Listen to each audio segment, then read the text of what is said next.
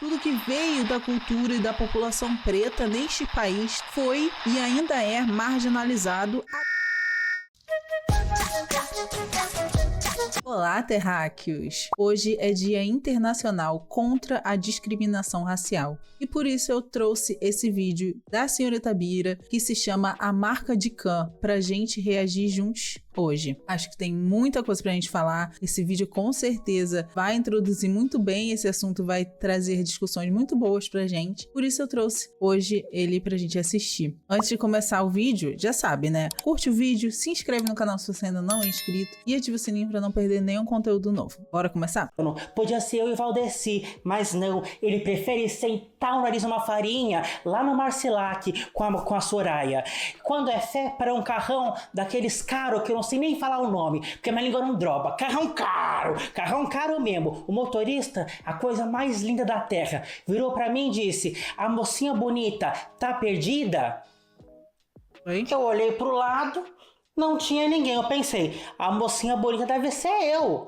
É palhaçada do Silvio Santos, é pegadinha. Ou tô errado, mas não tinha ninguém lá. Eu falei, deve ser eu mesmo. Mas tem gente que come cocô. Quem ama o feio, o bonito lhe parece. Ou eu tô errada? Eu afinei minha voz para ficar mais passável, para ficar mais menina. Virei para ele e falei, oi? Ele tornou a repetir, a bela donzela tá perdida? Aí eu já fui mais sincera, já fui mais o povo. Eu falei, eu tô muito desgostosinha da vida, eu tô pra baixo, eu tô tristonha. Ele olhou pra mim, minha filha, com aqueles olhos lindos de morrer e disse, você quer mamar pra desentristecer?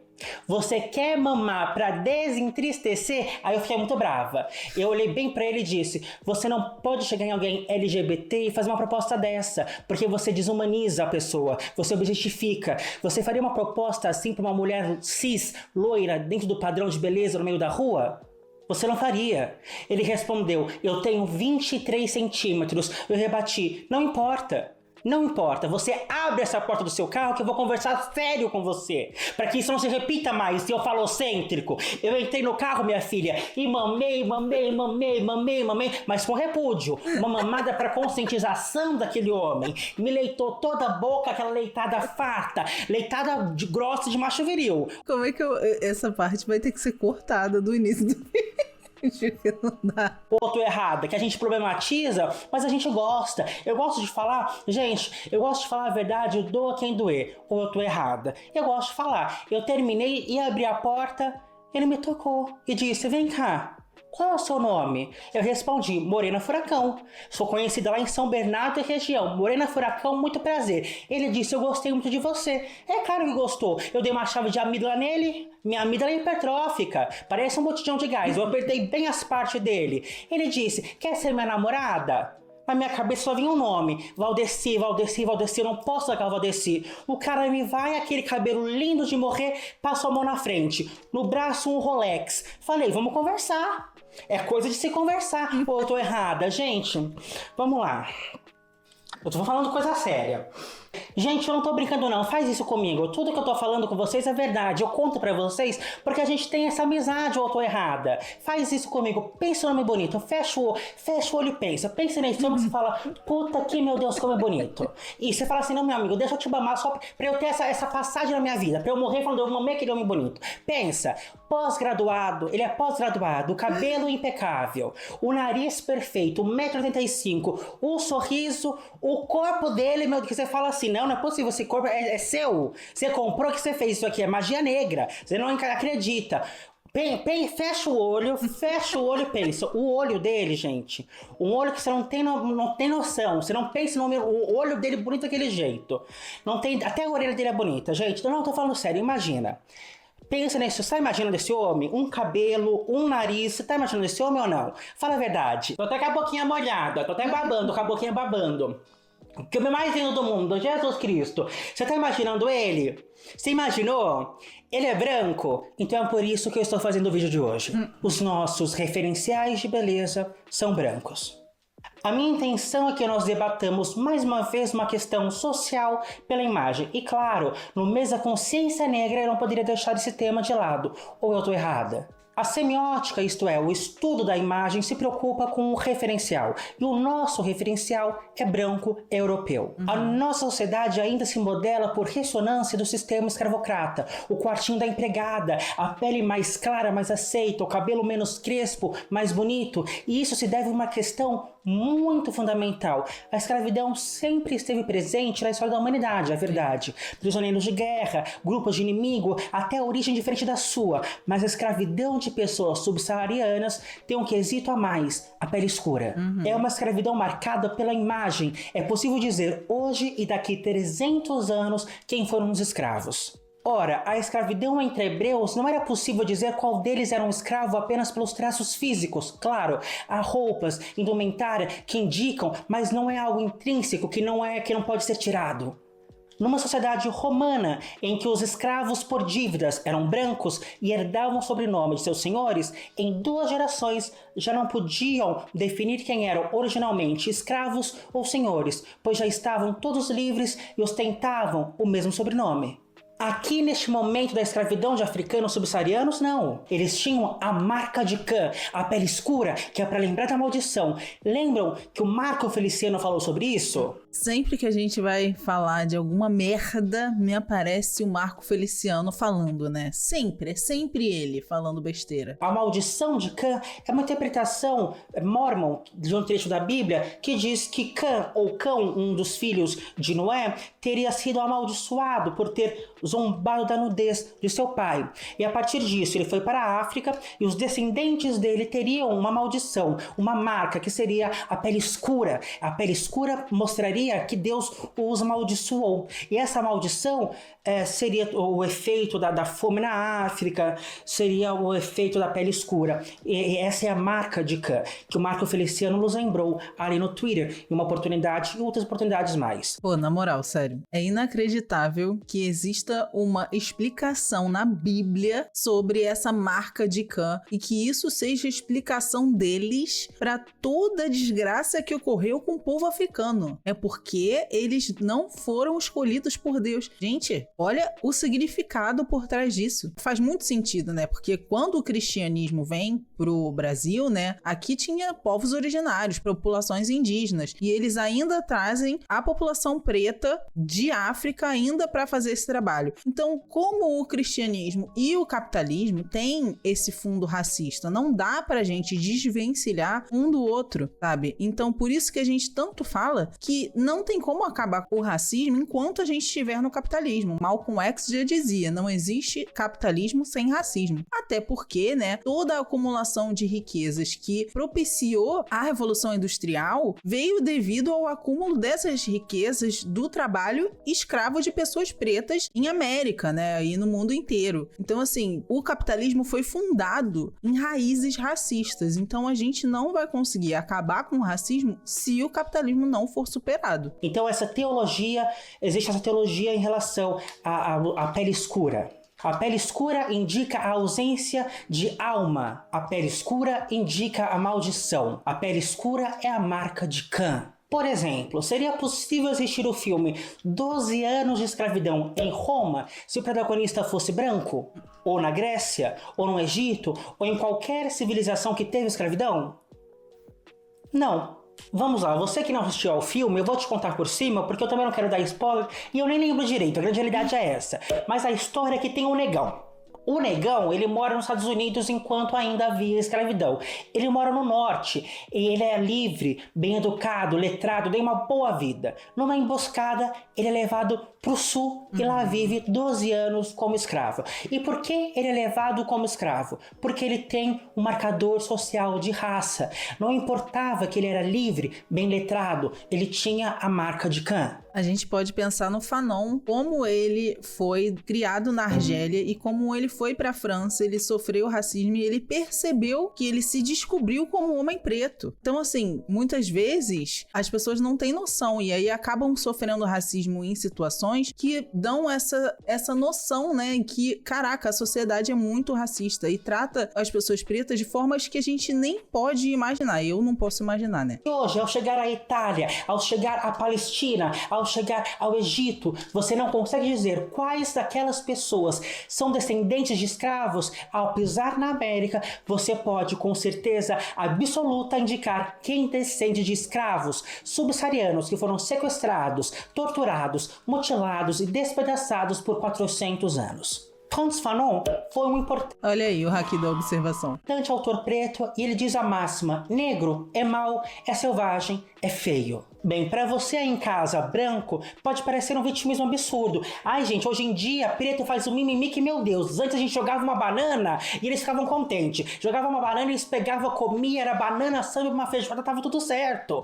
E aí eu acabo de me lembrar da declaração que o presidente da Conmebol acabou de fazer, né? Que não seria Libertadores sem o clube brasileiro, porque seria igual a Tarzan sem Cheetah. Ou Fanon aqui falando pra gente, brasileiro, que nós somos do sul global, que nós não somos dos países capitalistas, nós somos os condenados da terra. Nossos antecedentes têm a marca de Can, muitos de nós ainda têm a marca de Can, né? Então nós fomos condenados a nunca ser do centro do capitalismo, a nunca ter direito a porcaria nenhuma, e a gente tem que ficar muito satisfeito com o que a gente tem, né? É isso que eles querem. Bom mesmo era o Mussum, que o Mussum gostava, era uma banana, o Mussum já se encontrava na banana. Mas veja, você que está aqui no meu canal deve ser uma pessoa progressista, ou não. Uma pessoa do bem, que se o Bolsonaro passa na frente, você já caga na mão, já taca na cara dele. Ou eu tô errada? Uma pessoa consciente, mas veja só, você concorda com essa frase de Fanon? Eu, Bira, eu sou progressista, eu voto Ciro Gomes, sou contra o racismo e você vem me dizer... Eu voto no Ciro Gomes, me pegou, desculpa. Que eu acho que negro é mau, é selvagem e feio? Sim. Vamos começar do final. Hoje, no nosso exercício, ali no meu monólogo de humor, quando eu pedi pra você imaginar uma pessoa bonita, você imaginou uma pessoa branca, porque o negro é feio. Fala a verdade, eu não imaginei uma pessoa branca não, mas tudo bem. Eu já tô decolonizada. A maioria das pessoas não. Não por você. Aqui na nossa amizade gostosa. Não foi você que criou isso. Você foi educado numa sociedade racista, em que o negro fede, em que o cabelo do preto é ruim, e que o nariz negroide é feio. Isso é o racismo estrutural, é maior que você. Nós não temos referenciais negros. O lápis cor de pele é salmão. Quando nós pegamos crianças, e colocamos dois bonecos iguais, com única diferença, a cor da pele do boneco. São bonecos iguais, com a mesma feição, só que um boneco é negro e o outro boneco é branco. E perguntamos para as crianças, qual boneco é mais bonito? As crianças vão dizer, o branco é mais bonito.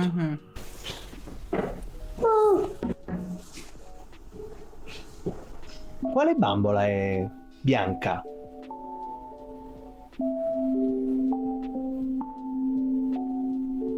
Quale bambola è nera? Quale delle due è bella? Questa.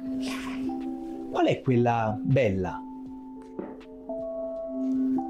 Qual è quella brutta? E qual è quella buona? Quale è cattiva?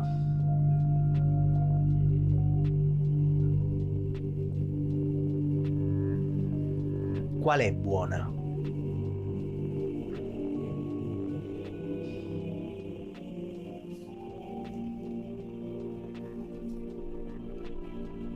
Lei. Perché è buona? Perché ha gli occhi celesti. Quale è cattiva?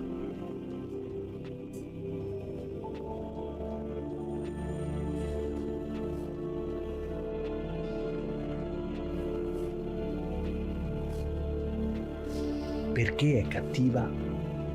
Perché è tutto nero. E qual è la bambola che ti somiglia di più?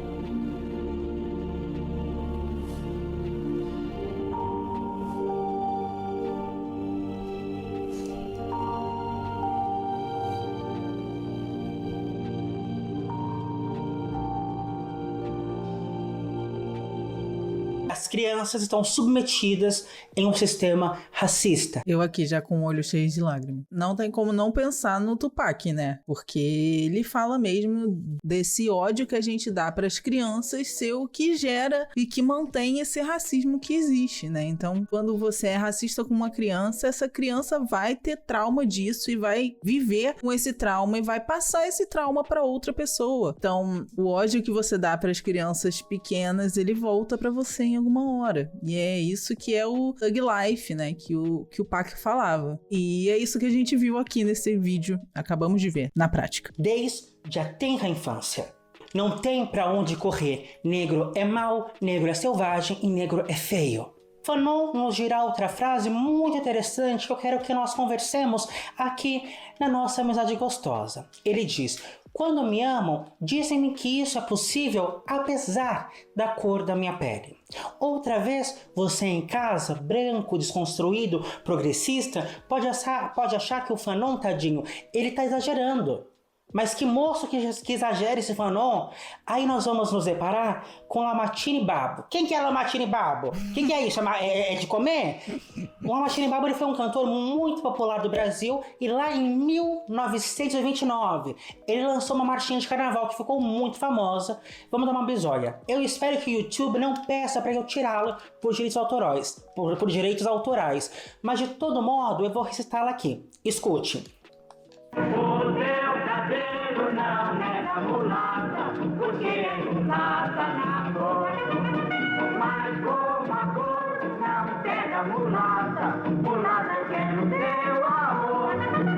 Então a canção diz: o teu cabelo não nega mulata porque és mulata na cor, mas como a cor não pega mulata, mulata, eu quero teu amor. Agora eu te pergunto, essa canção brasileira, uma canção popular de uma festa popular que manifesta os ideais da nossa sociedade, confirma a frase de Fanon? Quando me amam, dizem-me que isso é possível apesar da cor da minha pele. Porque eu só vou me deitar, só vou me juntar com você porque a cor não pega. Porque se pegasse, tô fora, eu não sou doida. Porque quem gosta de orangotango é zoófilo. Zoofilia é crime, eu tô errada. Não, porque é mulata. Eu não quero me pegar a corzinha. Eu não tô louca, eu não sou esquizofrênica. Gente, deixa eu falar. Me falaram assim: Bira, não usem mais os termos esquizofrênico, retardado nos seus vídeos porque é capacitismo. Vou usar. Eu vou continuar lendo ali, ó. Essa marchinha foi composta pelos irmãos... Complicado, né? Valença, e outro Valença vai nos presentear com Morena Tropicana. Alceu Valença gostou muito da Morena Tropicana. Ele gostou muito, viu? Esse gostou. Mas é aquela coisa, branco pra casar, mulata pra fuder. Porque da Morena Tropicana ele só quer o sabor, nem o amor é dito. Embora rime e tenha a mesma quantidade de sílabas poéticas, está bem definido que a Morena Tropicana dará o sabor. E só, a saliva doce, o doce mel, o mel de uruçu, o caldo de cana caiana feito para ser desfrutado, a manga rosa de onde se quer o gosto e o somo. Mas claro, depois de chupar a manga, jogamos fora. Isso é muito triste porque vem de todo esse lugar da solidão da mulher preta, né? A gente entende isso porque mulheres pretas são a vida inteira objetificadas e também ditas o tempo inteiro que elas são feias, que elas são más, pessoas pretas em geral, né? Mas isso recai muito sobre mulheres pretas principalmente também, né? E assim, eu como uma mulher mestiça, eu consigo perceber certas coisas que eu sofri desde pequena por ter traços que me assemelham a população preta. Primeiro menino que eu gostei na minha vida não quis ficar comigo porque ele falou que o meu cabelo era de bombril. Com 12, 11 anos de idade, eu tava alisando meu cabelo com folha de papel e ferro de passar, porque eu não tinha dinheiro pra comprar uma chapinha e eu não queria o meu cabelo cacheado porque desde pequena eu fui ensinada de que isso era feio. Eu tinha 2 anos de idade e eu falava que o meu cabelo era sarará. O tempo inteiro isso foi uma questão e isso perpassou pela minha vida em vários momentos. Fora que, também por ter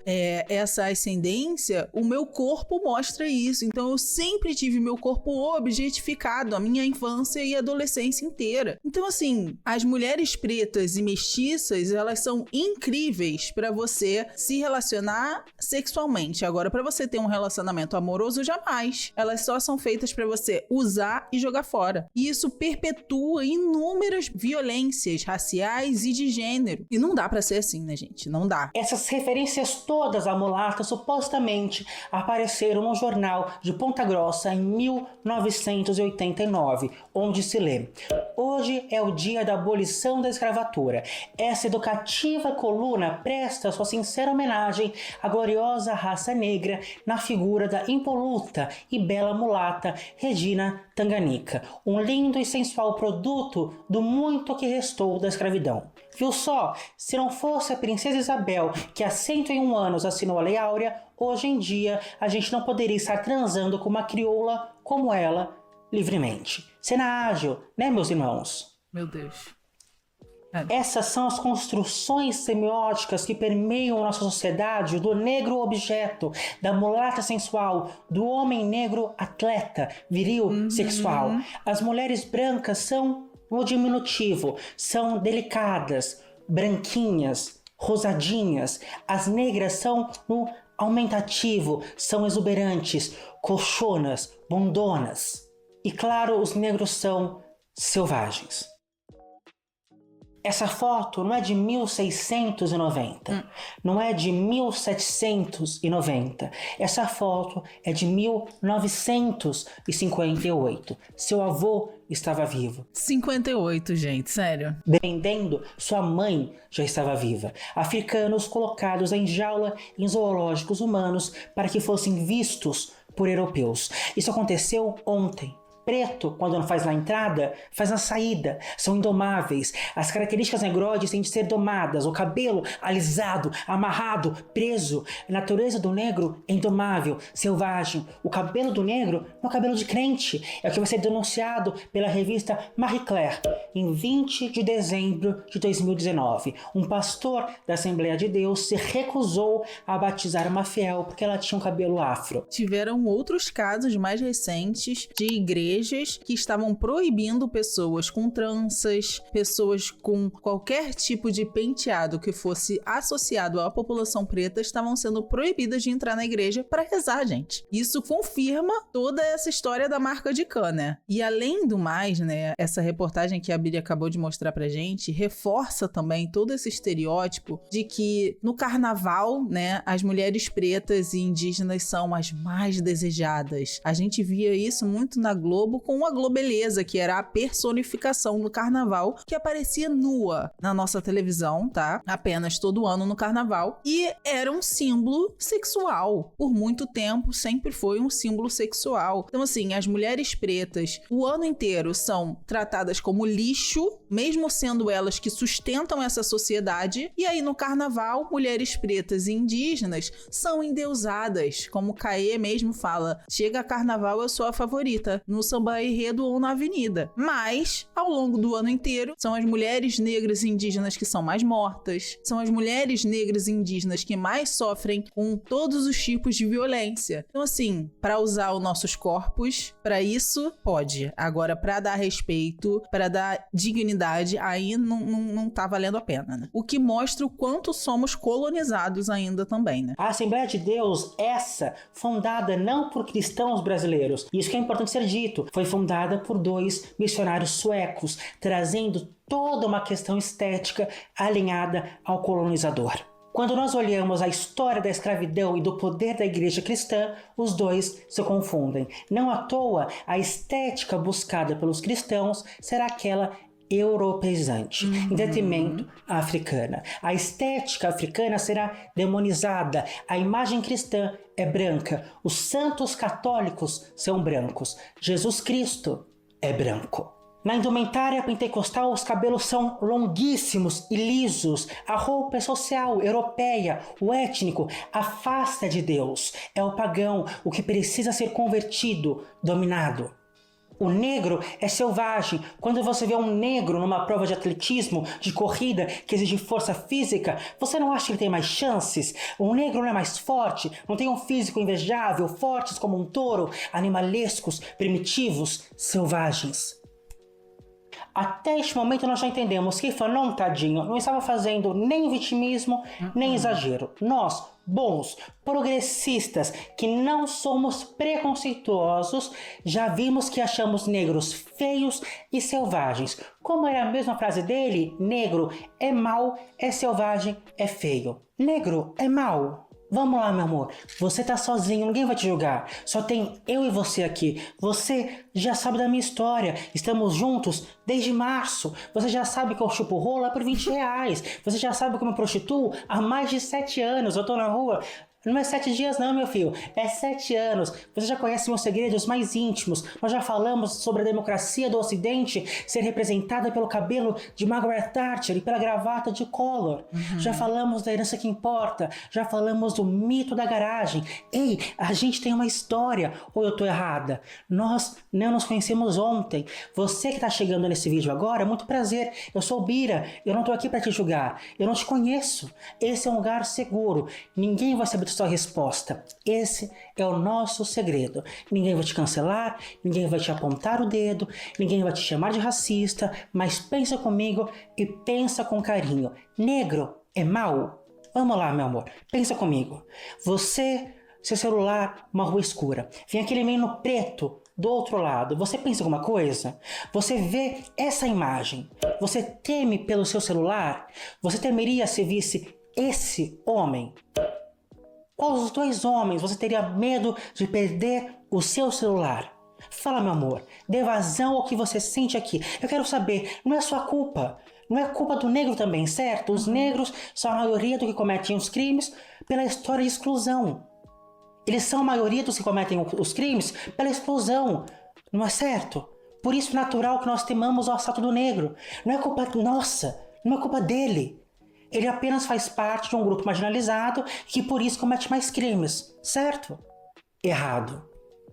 A Juliana Borges fez um compilado lá no seu Instagram muito interessante para que nós possamos jogar luz sobre esse assunto. Quando o tema é furto, 59% dos réus são brancos e apenas 40% dos réus são negros. Quando falamos de roubo, 51% dos réus são brancos e 48% dos réus são negros. Isso segundo o trabalho Análise de Processos Penais por Furto e Roubo na Comarca de São Paulo, feito por Borim em 2006. Agora, enquanto 59% dos brancos são condenados, 69% dos negros são condenados, segundo Adorno em 2003. O que nós entendemos até agora é que, embora negros cometam menos crimes que brancos, são mais condenados que brancos. Gente, como não pensar na história da nossa plantinha, da nossa erva sagrada, né? Não tem como pensar em proibição da maconha sem não pensar nesse fator racial. Pessoas pretas são presas por conta de 1 grama de maconha no bolso. E pessoas brancas podem traficar quantidades gigantescas de maconha e qualquer outras drogas e não vão ser punidas do mesmo jeito. E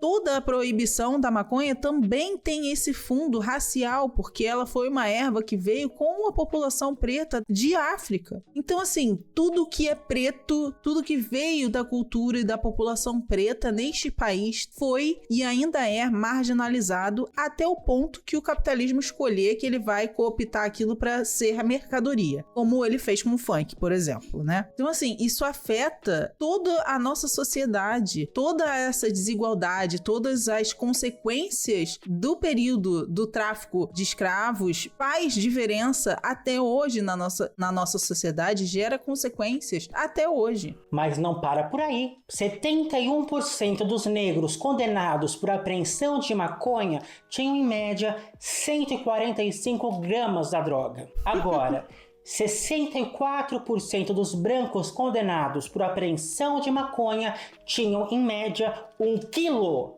e 14 gramas da droga. Eu vou repetir. 71% dos negros condenados por apreensão de maconha tinham, em média, 145 gramas de maconha, enquanto 64% dos brancos condenados por apreensão de maconha tinham, em média, 1 quilo de maconha. Isso são dados do levantamento da agência pública em 2017, 3 anos atrás. Quando a gente fala que branco pode fazer o que quiser nesse país, o povo fala que é brincadeira, fala que tá falando bosta, que eu me maquiei à toa. Fia, com essa maquiagem que eu fiz, você acha que eu ia fazer vídeo pro YouTube se não fosse pra falar coisa séria? Se eu pegava uma peruquinha loira e ia lá na Indianópolis, a minha acabava, engasgava em 7 rolas, voltava com o dinheirinho da feira pra casa, eu tô errada. Uma maquiagem linda dessa pra falar bobinha na internet? Me respeita! É de cair o cu da bunda, eu tô falando dado de cair o cu da bunda. Eu tô sem cu, eu tô fazendo cocô. É por um cabo que eu conectei na minha placenta pra fazer cocô. Conectei na minha placenta. Ou tô errada? Os pretos são presos com 145 gramas de maconha, enquanto o branco pode levar 1 quilo. É pouca diferença? Então deixa eu meter 1 quilo de borrachada no seu... Porque no meu não cabe. 145 gramas de borrachada, eu já peço ajuda, já começo a me cagar. Essa é a realidade do povo brasileiro. Ou eu tô errado? Eu vou ler ali, tenho mais que eu vou ler ali. E é também do levantamento da agência pública, feito em 2017, os dados que mostram que 9% dos negros considerados usuários portavam em média 39 gramas de maconha, enquanto 15% dos brancos considerados usuários portavam em média 43 gramas de maconha. Ou seja, mais brancos são considerados usuários, levando mais quantidade de maconha que negros. Tá perdido ou não tá? Tá bem cabeludo, Gente, tá bem cabeludo. E tudo isso nasce do referencial que nós temos. Qual referencial? Fanon nos disse que negro é mau, negro é selvagem e negro é feio. Nós, hoje, pessoas do bem, estamos submetidos a esse referencial racista porque nossa sociedade ainda se modela por ressonância do sistema escravocrata. As nossas referências são racistas. Eu fui convidado pelo Grupo Limbo, um grupo de estudos semióticos da Universidade Federal do Cariri, a ministrar um minicurso Semiótica Antirracista. E essa primeira parte do nosso vídeo foi baseada no que eu disse lá. O meu querido amigo e seguidor Acácio Moraes, um menino mais lindo do mundo, que eu dá vontade até de calar minha boca, me indicou o livro O Ardiz da Imagem, de Edmilson Pereira e Núbia Gomes, para que eu pudesse fundamentar as minhas colocações que eu faria lá. E neste livro há um trecho muito interessante que eu gostaria de trazer hoje para que nós falássemos sobre. Posso? Nós lemos. Além disso, é relevante discutir por que os negros brasileiros, mesmo quando têm opções para realizar seus discursos na mídia impressa, tomam por referência o modelo que os exclui.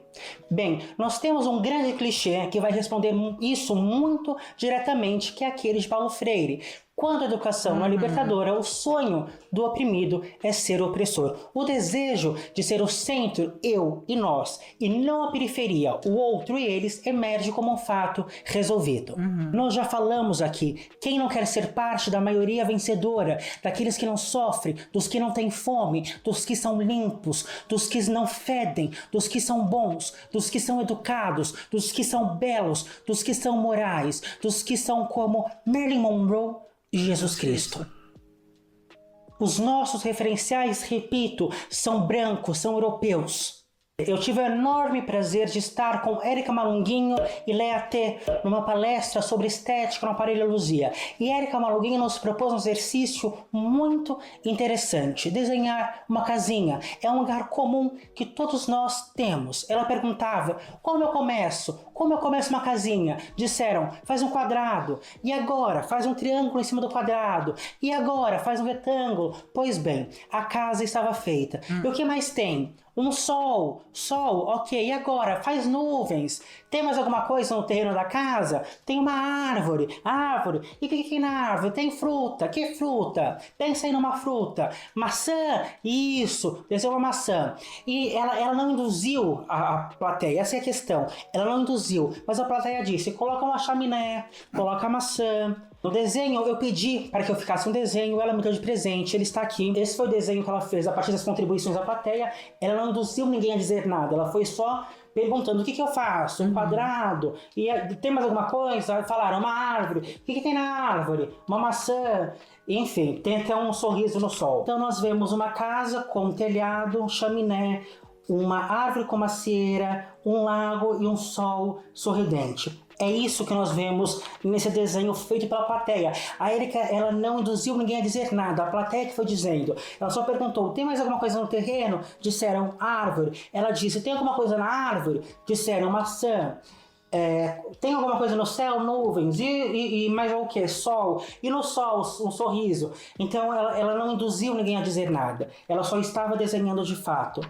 E é um trabalho muito, muito interessante. Foi um exercício muito bonito que ela fez.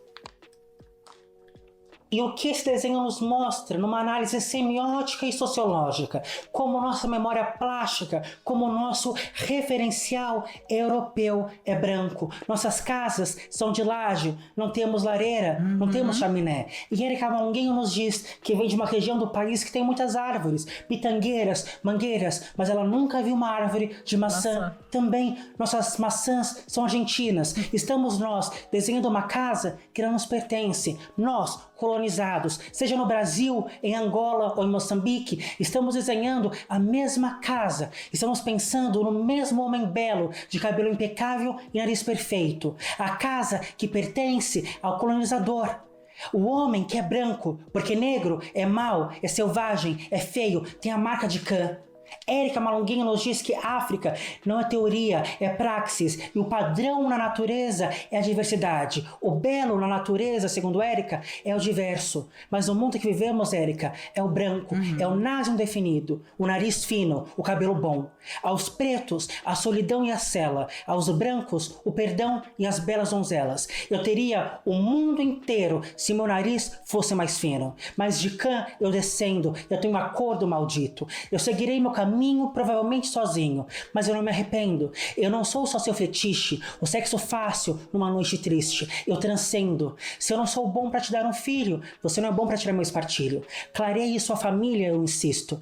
Eu não vejo beleza nos seus olhos azuis de Jesus Cristo. Então minha pergunta de hoje é: olhos desatentos, vocês já viram a beleza na pele escura? Ai, gente, bom demais, sério. Eu amo os vídeos da senhorita Bira. Já falei aqui que foram vídeos que me ajudaram muito no meu processo de radicalização. Eu conheci logo no início, né? Então, esses vídeos foram incríveis. Trazendo o Fanon mais uma vez, não tem como a gente não falar de Fanon falando desse assunto, e como a Bira trouxe ele de exemplo mesmo. Ele diz que a gente foi ensinado a odiar as nossas origens, nossos traços, tudo que não é do colonizador, a gente foi ensinado a odiar. Então, é um processo a gente entender e começar a se amar com o cabelo que a gente tem, com a cor de pele que a gente tem, com os nossos traços de ancestralidade. A gente mostrar pro mundo que a gente se ama do jeito que a gente é, de que a gente não tem vergonha de mostrar isso, que a gente não é menos do que ninguém, sabe? E Fanon também fala que a gente só vai conseguir construir uma nova imagem, né? Que não seja essa imagem do colonizador, quando a gente substituir a nossa sociedade por uma sociedade que não é essa capitalista que a gente vive. Então, pra gente construir uma imagem diferente, pra gente realmente ter orgulho da nossa ancestralidade, de quem a gente é, da cor que a gente tem, da raça que a gente pertence, se a gente superar o capitalismo, que é quem nos faz nos odiar, que é quem nos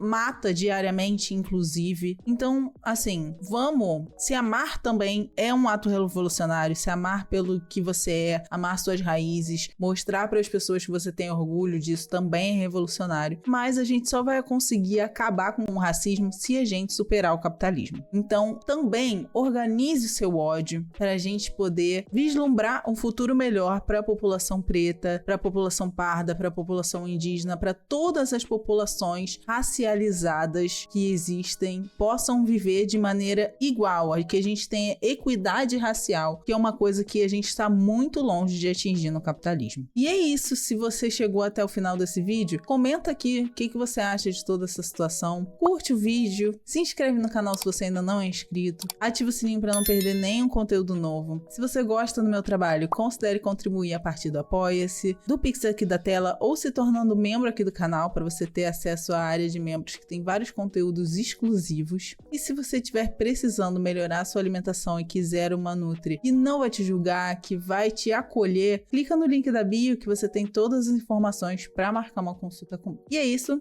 Beijos, até o próximo.